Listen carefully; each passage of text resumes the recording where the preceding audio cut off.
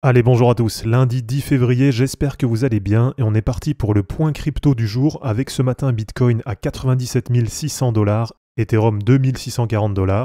Et donc du côté de Bitcoin, pour l'instant ça reste bien dans le range, donc on reste en gros dans une zone qui est plutôt assez neutre là pour ce début de semaine, mais on voit qu'on a quand même évité le pire avec cette clôture hebdo. Et du côté d'Ethereum c'est pareil, comme je vous l'ai montré hier, on va se contenter de ça. Donc pour le moment on a Ethereum qui arrive à rester dans son canal ascendant. Et on voit qu'on commence la semaine justement sur la trendline basse du canal. Donc là, attention, ça va peut-être swinger un peu sur la semaine, puisqu'on a Ethereum qui débute la semaine vraiment sur un support, vraiment sur un niveau déterminant. Et donc pour ce matin, on va faire un point d'ensemble du marché pour essayer de bien démarrer la semaine. Allez, comme d'habitude, avant de commencer cette vidéo, on approche les 30 000 abonnés, donc si vous appréciez ce que je fais, pensez à vous abonner, et pensez aussi à liker et à commenter dès maintenant cette vidéo pour soutenir la chaîne.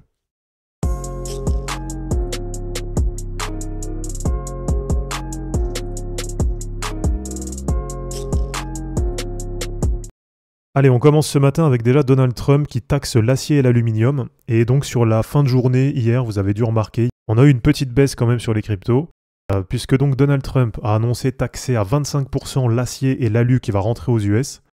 Donc là, on le voit sur le graphe, petite correction de Bitcoin qui est passée d'à peu près 96 500 à peu près 94 500. Et on voit qu'assez rapidement, c'est remonté. Voilà, là, si je vous le mets en 15 minutes, c'est assez visible. On voit même qu'on a eu 2 fois la correction, donc ça nous fait maintenant un beau W, un beau double bottom là qui s'est mis en place. Alors même si ça reste sur de l'unité de temps qui est assez courte, là je me suis mis sur du 15 minutes pour vous le montrer. Mais bon, ce qui est quand même pas mal, j'ai l'impression, c'est que le marché réagit de moins en moins aux annonces de Trump. Donc que ce soit les annonces sur les cryptos ou les annonces globalement, on va dire, sur l'économie.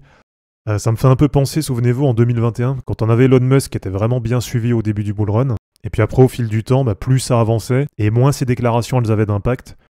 Donc finalement, j'ai envie de vous dire, c'est pas plus mal. Vraiment, c'est pas plus mal si le marché crypto, il se décorrèle un peu de tout ça. Et si finalement, on arrive à bien remonter, à bien avancer, sans être dépendant des annonces, que ce soit de Trump, de Musk ou même de Michael Saylor. Et donc du côté d'Ethereum, regardez, ça a quand même pas mal tenu, puisqu'au moment des annonces, on a Ethereum qui est tombé à 2540 $, et qui est repassé assez rapidement sur les niveaux actuels, autour de 2645 $. Donc voilà, ça a fait une petite variation sur le marché crypto, qui est passé de 3150 milliards à 3100 milliards de dollars. Voilà, une annonce de Trump, c'est une petite baisse de 50 milliards. Donc en soi, c'est vraiment une broutille, c'est vraiment rien. Et on a sinon une autre info là que j'ai trouvé sympa. Cette fois, c'est plus côté altcoin, puisqu'on a l'IA chinoise DeepSeek. Donc souvenez-vous, un DeepSeek que je vous ai présenté en vidéo, qui prévoit apparemment un x5 sur XRP dès l'approbation des ETF. Donc on le sait sur XRP, c'est un peu comme sur Solana, il y a différentes demandes d'ETF qui sont en cours. Et on a aussi XRP qui est quand même bien porté par la narrative des cryptos made in America. Et c'est en fait exactement la même chose que pour Solana. Et alors si on regarde un peu du côté de la charte, c'est vrai qu'XRP c'est quand même une crypto qui a bien performé là sur les derniers mois. Et qui se retrouve maintenant à 2,42 $. Donc avec une belle performance et derrière une belle correction. Alors 2,42 $ avec un point haut qui s'est fait à peu près autour de 3,30 $. Ça, c'était un point haut d'il y a à peu près un mois sur la mi-janvier. Et on voit que pour le moment, XRP, ça tient quand même plutôt pas mal. Bon, même si moi, vous savez ce que j'en pense, je considère qu'en dehors de ces annonces, sinon, très franchement, là, il n'y a pas vraiment d'intérêt à détenir du XRP. Et on sait que ça reste un dino coin, c'est une crypto qui fait quand même pas grand-chose. Voilà, si vous êtes fait piéger, par exemple, en 2017, si vous l'avez acheté ici, là, il vous faut quasiment 7 ans, voilà, rien que pour revenir à break-even. Donc perso, moi, c'est pas le genre de crypto que j'aime, c'est pas le genre de crypto sur lesquels je suis investi. Mais il faut quand même reconnaître que là, sur les derniers mois, il y a un vrai pump du côté d'XRP, il y a vraiment une belle performance. Et si je vous montre ce que ça donne en termes de retracement Fibo, on a XRP qui tient quand même plutôt pas mal. Contrairement à pas mal de cryptos là qui ont bien corrigé sur les dernières semaines, avec pour l'instant un XRP qui arrive à tenir ses 0,382 de Fibo. Et si je vous mets les moyennes mobiles et Ishimoku, voilà, pour l'instant, on a XRP qui est juste en dessous de sa MM7 et qui est venu sur la semaine dernière tester sa moyenne mobile 20. Donc on verra un peu ce que ça donnera, on verra un peu aussi l'évolution sur l'ensemble du marché. Mais en tout cas, là, il y a quand même de grandes chances qu'on ait eu un point bas sur XRP. Donc si sur la semaine dernière, vous en avez profité, si vous avez renforcé votre position sur XRP, on va dire en dessous d'1,90, là, normalement, vous êtes quand même plutôt pas mal, c'est plutôt bien orienté. Et sur Ishimoku, c'est pareil, c'est vraiment pas mal, avec pour l'instant une Tenkan Hebdo qui a été breakée par le bas, mais on voit que la Kijun Hebdo qui a été testée la semaine dernière, voilà, là c'est la courbe en jaune, on voit qu'elle a vraiment bien tenu, on voit que ça a été bien racheté. Donc là vraiment côté chart, si vous avez du XRP, je pense que là pour les prochains mois, si on a le marché qui se porte bien, eh bien XRP ça devrait être une des premières cryptos qui devrait repartir à la hausse. Allez, pour continuer, une autre news là que j'ai trouvé marrante hier soir, c'est du côté de la République centrafricaine, puisqu'on a carrément le président qui a annoncé hier dans une vidéo Twitter le lancement du Memecoin officiel du pays. Alors si ça vous intéresse d'aller voir la vidéo, vous allez sur le Twitter du président Faustin Archange Touadéra, et là vous avez une vidéo d'1 minute où il rappelle déjà que la République centrafricaine, mine de rien c'est vrai qu'on n'en parle pas beaucoup, mais c'est quand même le deuxième pays après le Salvador à avoir adopté Bitcoin comme monnaie légale. Et du coup, il annonce le lancement officiel du Memecoin de la République centrafricaine. Alors là, vous avez le lien du Twitter, mais voilà, malheureusement, pour l'instant, le Twitter, il est suspendu. Et c'est vrai qu'il y a beaucoup de monde là qui a douté un petit peu à savoir si c'était une vidéo deepfake ou si c'était vraiment un truc officiel. Et si ça vous intéresse, regardez, là, vous avez la charte du token CAR qui a été lancé sur PumpFun. Donc c'est un token qui est construit sur Solana. Et donc là, si ça vous intéresse, voilà, si éventuellement vous êtes bullish sur la République centrafricaine, eh bien là, actuellement, vous avez le token CAR qui a retracé de moins 73% par rapport à l'ATH et qui se retrouve maintenant à 233 millions de dollars de valorisation. Bon voilà, en vrai, je sais pas si c'est une bonne nouvelle ou une mauvaise nouvelle qu'on ait des pays qui commencent à lancer leur propre memecoin. Ça nous rappelle quand même que les cryptos, c'est un domaine qui est assez particulier.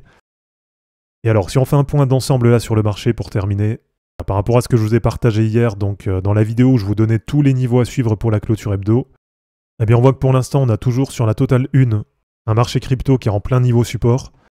Donc finalement on est toujours dans une zone d'indécision à 3140 milliards de dollars actuellement.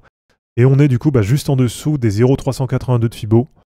Donc voilà, même si on a vu sur la semaine dernière ça a pas mal corrigé, moi je vous rappelle toujours un peu la même chose, mais on reste quand même pour l'instant assez loin de la catastrophe sur le marché. Donc même s'il y a des altcoins qui ont bien corrigé, si on prend sur l'ensemble du marché, sur le market cap, ça reste globalement bien orienté à la hausse. Et on n'est pas non plus sur du moins 70 ou du moins 80% par rapport à l'ATH. Donc même si on est dans une période un peu particulière, même s'il y a quand même pas mal de temporisation du côté des cryptos, on peut quand même toujours espérer que ça continue à monter. Et donc ça vienne chercher, pourquoi pas, mon premier objectif à 5750 milliards de dollars sur la totale 1. Même si pour l'instant, voilà, il n'y a rien de fait non plus, peut-être que je me plante. Et peut-être que là, après l'ATH, ici on a peut-être fait juste un dead cat bounce et on va continuer à enfoncer comme ça de plus en plus bas. Mais en tout cas, moi, c'est pas la conviction que j'ai. Pour l'instant, je suis toujours bien exposé au marché. J'ai une quinzaine de pourcents de stablecoin et puis après, j'ai tout le reste qui est exposé sur des cryptos. Donc pour le moment, tant que je reste exposé, c'est que je considère qu'on peut aller plus haut. Et sur la Total 3, donc sur les altcoins, là c'est pareil, on reste toujours en zone d'indécision. Voilà, je vous ai donné hier les niveaux à suivre. Donc on a clôturé la semaine juste sur le bas du support, et même là vraiment sur le bas de la zone support.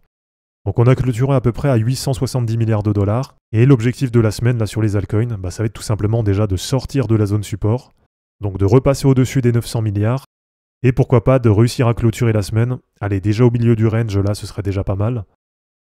Et donc du côté des moyennes mobiles, là ce qui serait pas mal déjà sur la semaine, ce serait de revenir tester la moyenne mobile 7, et dans ce cas-là, ça nous remet un premier objectif autour des 950 milliards de dollars sur la Total 3.